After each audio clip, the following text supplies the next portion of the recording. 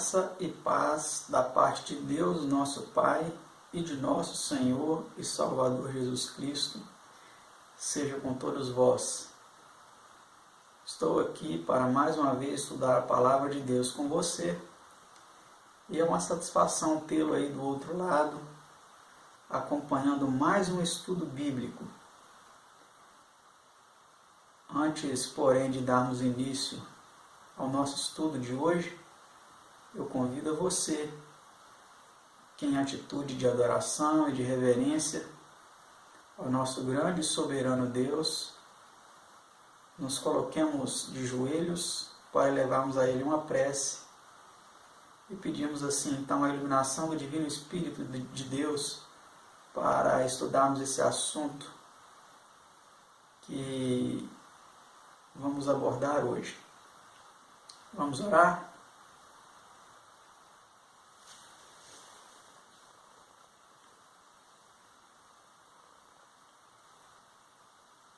Pai nosso que estás nos céus, te agradecemos, te louvamos e te bendizemos por mais uma oportunidade de podermos estudar a Tua Palavra e nos inclinarmos diante de Ti para Te adorar. E te suplicamos, Senhor, a direção, a iluminação do Teu Divino Espírito. Conceda-nos, Senhor, o dom do Teu Espírito para que possamos compreender o que será estudado nessa ocasião.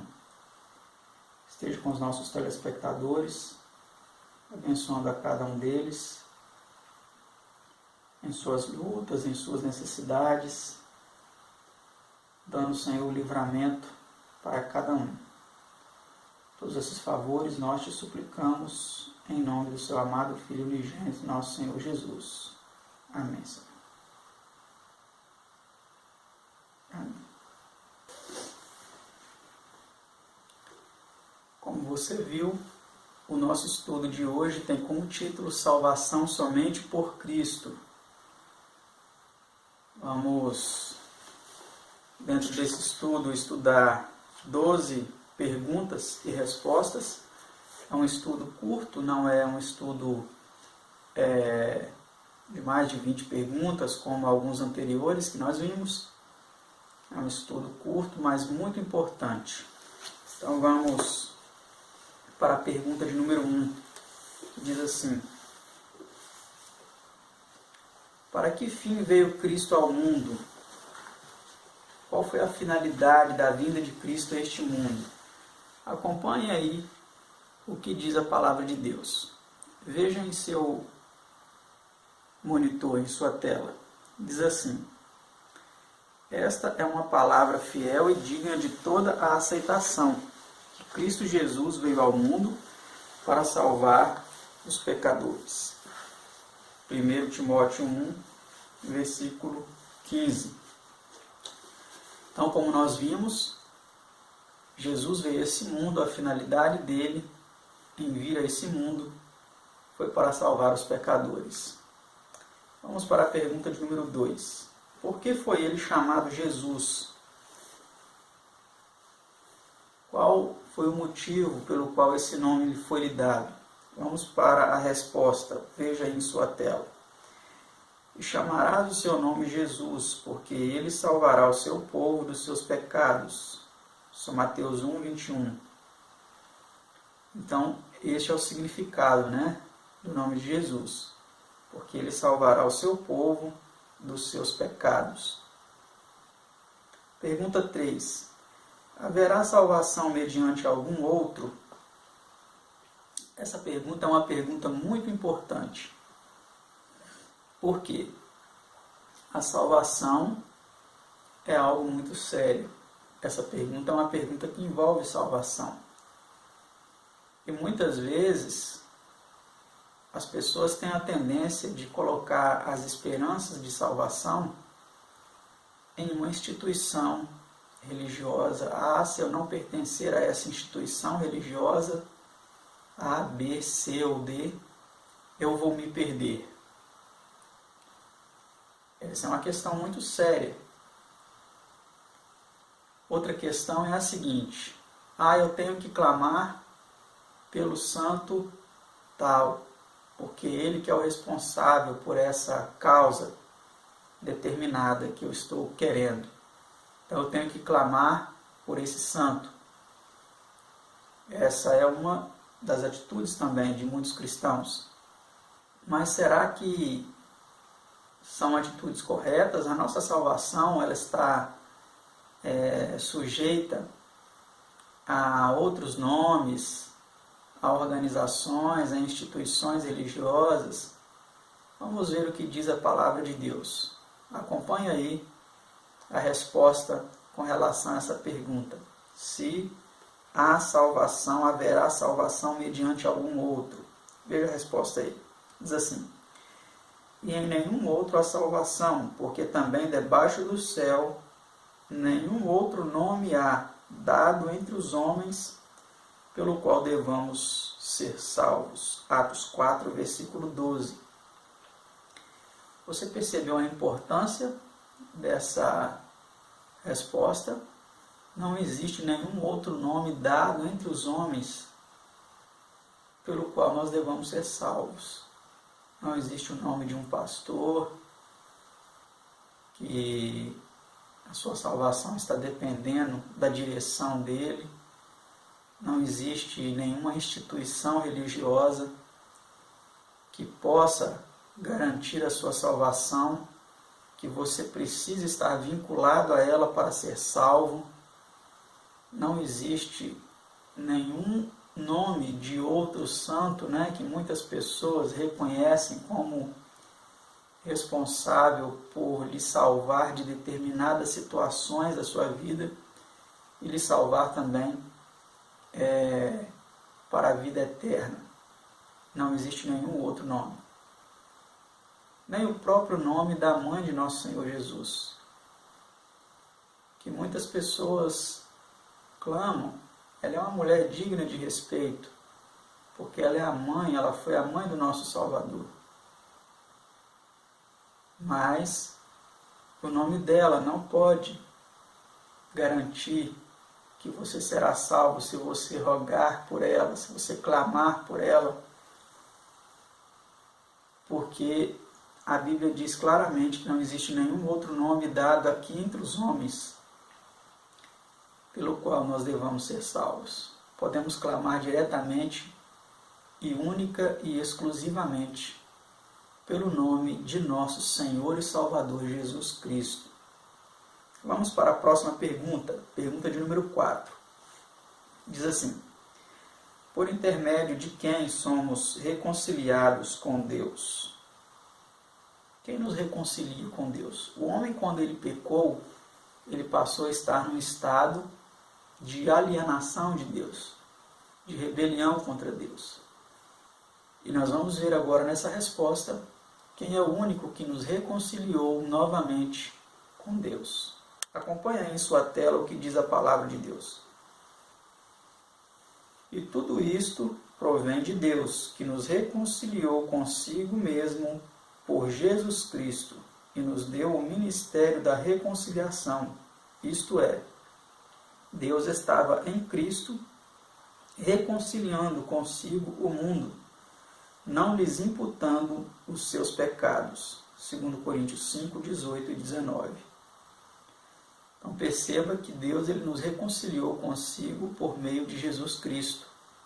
Não foi por meio de nenhuma outra pessoa, de nenhum outro apóstolo, nem da própria mãe de Jesus, que Deus nos reconciliou consigo. Foi por meio do seu Filho, unigênito, o nosso Senhor Jesus. Vamos para a pergunta 5. Que se fez Cristo por nós e com que propósito? O que Jesus se fez por nós e qual foi a finalidade dele ter se feito isso? Vamos ver a resposta. Acompanhe o que diz a Bíblia aí. Veja em sua tela. Aquele que não conheceu o pecado, o fez pecado por nós, para que nele fôssemos feitos justiça de Deus. 2 Coríntios 5, 21. Então Jesus ele se fez pecado por nós. Ele se colocou nesse mundo, sofreu toda a punição que o pecador merecia para que nós fôssemos feitos justiça de Deus. Esse é o plano de salvação, esse é o plano de substituição. Ele recebeu a nossa punição para que nós pudéssemos receber o que ele tinha de direito pela sua justiça, que é a salvação. Então, nós vemos aqui que tudo isso teve um propósito, teve uma finalidade, né? Vamos para a próxima pergunta, pergunta 6. Quanto dependemos de Cristo para a salvação? Será que dependemos pouco de Cristo para a salvação? Será que dependemos muito? Vamos ver a resposta. Veja o que diz a Bíblia aí em sua tela. Acompanhe aí a resposta. Diz assim: Eu sou a videira e vós as varas. Sem mim nada podeis fazer. São João 15, versículo 5. Então, como nós vimos, sem Jesus não podemos fazer nada. Somos como uma vara solta, arrancada do tronco da videira. Jesus é a videira e nós somos as varas. Se nós estivermos ligados a Ele, daremos muito fruto, né? Nós não podemos fazer nada sem Ele. Vamos para a pergunta 7. Que 3 características essenciais para um Salvador se encontram em Cristo? Então vamos ver quais são essas 3 características que ele precisaria possuir para nos salvar. Veja a resposta em sua tela. A primeira característica é a divindade. O texto bíblico diz: Mas do Filho diz, ó Deus, o teu trono subsiste pelos séculos dos séculos. Hebreus 1, versículo 8. Então esse é apenas um versículo, né, que vem apontando essa característica de nosso Senhor Jesus, característica da sua divindade, mas existem muitos outros. Nós inclusive já fizemos um estudo sobre a divindade de Cristo. Não é mesmo? Não sei se você se lembra. E nesse estudo nós apresentamos ali alguns textos que vêm demonstrando essa característica da pessoa de nosso Senhor Jesus Cristo, a sua divindade. Vamos para a próxima característica que o Salvador Jesus possui: a humanidade. Mas vindo a plenitude dos tempos, Deus enviou seu Filho, nascido de mulher, nascido sob a lei. Gálatas 4, versículo 4. Então Jesus, ele, claramente aqui em Gálatas 4:4, é apresentado como sendo um homem que nasceu neste mundo de mulher. Ele nasceu como um homem. Ele várias vezes se referiu a si mesmo como o Filho do Homem. Ele esteve sujeito às mesmas dores,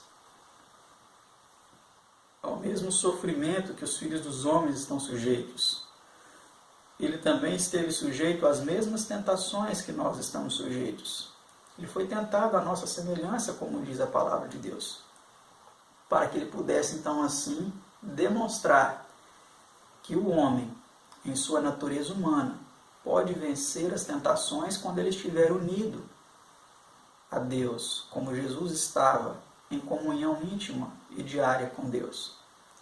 Então essa é mais uma das características que o Salvador Jesus possui, tanto a divindade quanto a humanidade. Agora vamos ver outra característica. A próxima característica é que ele é sem pecado, o qual não cometeu pecado, nem na sua boca se achou engano. 1 Pedro 2:22. Então o apóstolo Pedro deixa aí claro para nós, né, como vimos, que Jesus, ele não pecou, na sua boca não se achou engano. Ele foi uma pessoa, um ser humano, que por meio de íntima comunhão com Deus, e não por meio da sua divindade. É importante que se diga isso, porque algumas pessoas podem pensar, Jesus venceu porque ele era um ser divino, e eu não consigo vencer porque eu não tenho a natureza divina como ele teve quando esteve aqui na Terra. Essa é uma racionalização errônea. Não podemos pensar assim, porque a palavra de Deus vem dizendo claramente que ele em tudo foi tentado à nossa semelhança, né? Como diz lá em Hebreus, mas não cometeu pecado. Vamos para a próxima pergunta. Pergunta de número 8. Como mostrou Cristo pelas Escrituras que o prometido Salvador do mundo tanto devia ser divino como humano? Então vamos ler a resposta a essa pergunta complementando o que já vimos na anterior. Diz assim: E estando reunidos os fariseus, interrogou-os Jesus, dizendo: Que pensais vós do Cristo? De quem é filho? Eles disseram-lhe: De Davi. Disse-lhes ele: Como é então que Davi em espírito lhe chama Senhor, dizendo: Disse o Senhor ao meu Senhor: Assenta-te à minha direita, até que eu ponha os teus inimigos por escabelo de teus pés. Se Davi, pois, lhe chama Senhor, como é seu filho? São Mateus 22, 41 a 45. Então nós vimos aqui claramente, né, Jesus interrogando os fariseus a respeito dessa questão, demonstrando ali claramente que antes de Jesus vir como homem, ele já existia. O próprio Davi escreveu a respeito dele, né? No Salmo 110, disse o Senhor ao meu Senhor, ou melhor, traduzindo, né, para que nós compreendamos um pouco melhor. Disse, a Bíblia de Jerusalém, por exemplo, diz assim, né? Disse Yahvé ao meu Senhor, né? A tradução brasileira diz assim: Disse Jeová ao meu Senhor: Assenta-te à minha direita, até que eu ponha os teus inimigos por escabelo de teus pés. Então aí mostra para nós que antes de Jesus vir como homem, ele já tinha uma relação, uma comunhão, uma existência com o Pai, né? Veja o que essa nota, importante nota, diz a respeito disso. Comentou alguém esta importante verdade concernente à união do divino com o humano em Cristo assim: a divindade necessitava da humanidade para que a esta proporcionasse um meio de comunicação entre Deus e o homem. O homem necessita de um poder fora e além de suas forças, que o restaure à semelhança de Deus. Deve haver um poder que opere internamente uma nova vida de cima, antes de o homem poder passar da pecaminosidade para a santidade. Esse poder é Cristo. Então, como vimos aqui claramente, né, Cristo, ele é o elo de ligação entre Deus e a humanidade. Ele é o poder que foi oferecido à humanidade para nos reconciliar com Deus, para nos ligar a Deus novamente e para nos proporcionar forças, para nos proporcionar capacidade para nos submetermos novamente a Deus em obediência, em amor, em sujeição, e assim vencermos as tentações, assim como ele venceu. Vamos para a pergunta 9. Que dois fatos testificam da união da divindade com a humanidade em Cristo? Vamos ver que dois fatos foram estes, que testificam da união da divindade com a humanidade na pessoa de Jesus. A resposta diz assim: acerca de seu filho, que nasceu da descendência de Davi segundo a carne, declarado Filho de Deus em poder, segundo o Espírito de santificação, pela ressurreição dos mortos, Jesus Cristo nosso Senhor. Romanos 1, 3 e 4. Então nós vemos aí claramente, né, que além de ser o Filho de Deus, como nós vimos aí, né, declarado Filho de Deus em poder, ele também foi Filho do homem descendente de Davi segundo a carne, né?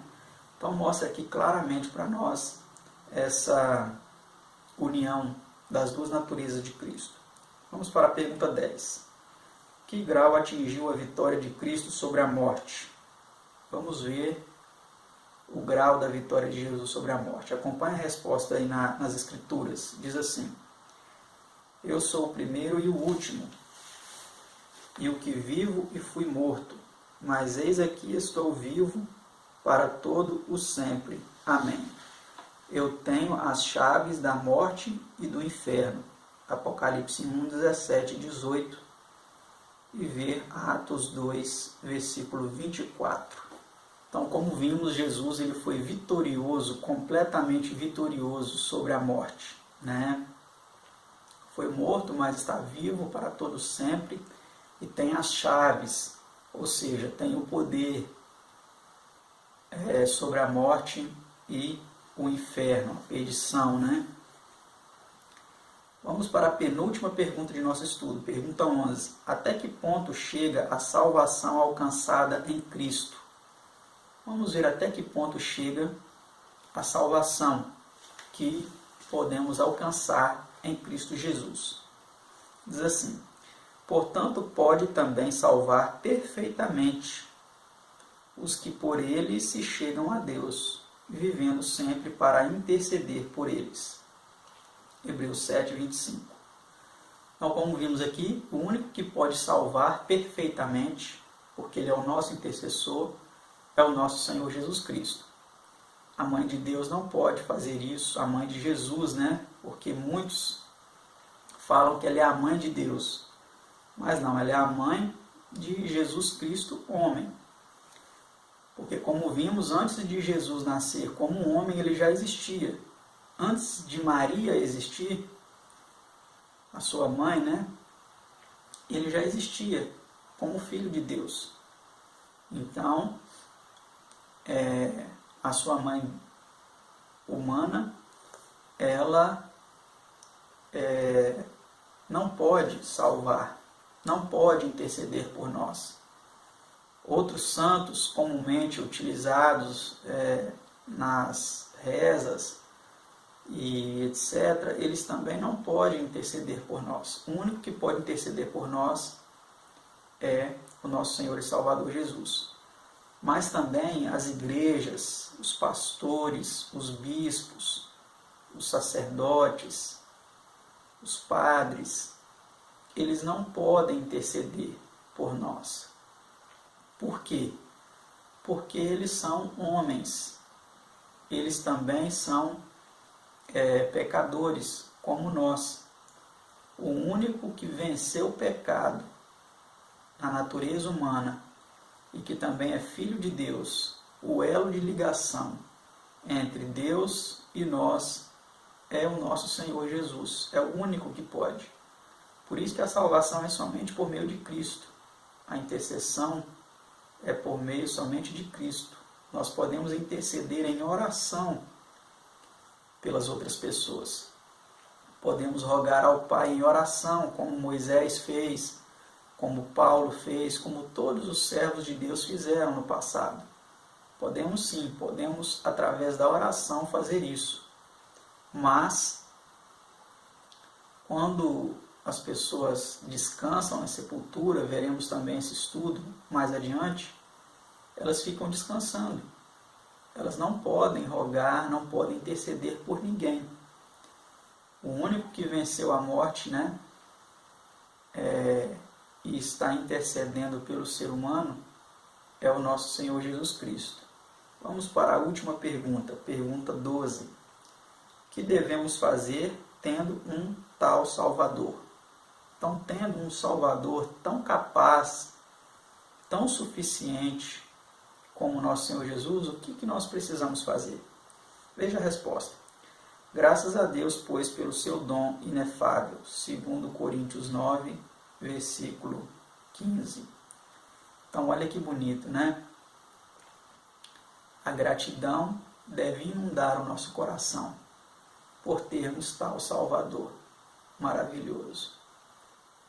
Você já aceitou esse Salvador em sua vida? Se você já o fez, continue mantendo essa decisão, porque ela deve ser renovada a cada dia, tendo a Jesus como nosso companheiro, nosso amigo, nosso Salvador, nosso protetor, nosso confidente, né? Precisamos continuar mantendo essa experiência de salvação com Ele. Se você ainda não fez isso, o que você acha de tomar essa decisão? De aceitar Jesus como seu Salvador? As coisas aqui dessa terra são passageiras. Dentro em breve tudo vai ter o seu fim. E você, como estará quando tudo acabar? Que Deus, através do Espírito Santo, trabalhe em sua mente para que você aceite a salvação em nosso Senhor e Salvador Jesus Cristo. Eu agradeço a você por ter acompanhado mais esse estudo e continue acompanhando a nossa série de estudos bíblicos. Convide seus amigos, seus parentes, seus conhecidos. Compartilhe dessa boa nova e até o próximo estudo, se assim Deus nos permitir. Tchau!